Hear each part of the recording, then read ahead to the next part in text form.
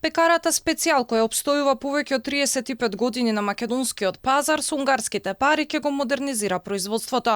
Се уште правеле анализи дали да вложат во фотоволтаици или нови машини, но велат дека дефинитивно ќе аплицираат за кредитот зашто е многу поволен. Нашата намера и интенција е да целосно го замениме сето тоа и со соодветни проекти успееме да дојдеме до капацитет на производство од обновливи извори на електрична енергија, кои што ќе ги задоволи целосно нашите потреби. Понатака, тоа е еден тип на проект, нели? Понатака би можеле исто така да имаме проекти кои што се однесуваат на осовременување на техничко-технолошките средства кои што се во нашето портфолио. Специјал е само една од стотиците македонски фирми кои ќе имаат можност да добијат дел од колачот ефтин кредит.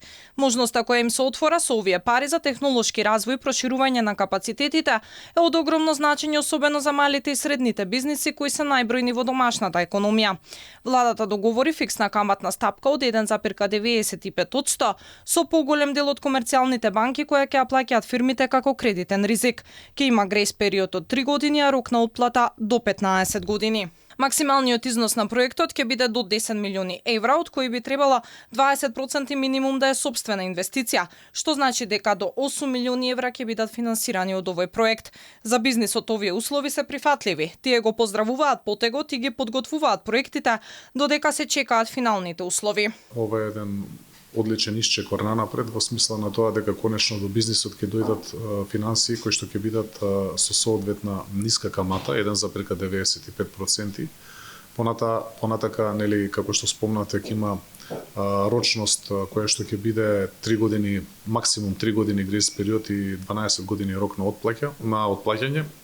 Понатака исто така од исклучително значење е дека соодветното учество на компаниите 20% е одлична опција за да тие можат да влезат во овие проекти. Според најавите од премиерот, до крајот на неделава ќе се финализираат условите под кои фирмите ќе ги добиваат парите. Моментално тие се на сметка на Развојната банка. Секоја фирма ќе може да аплицира во банка по избор која се согласила на проектот и по одобрувањето, парите ќе бидат префрлени во банката па до фирмата.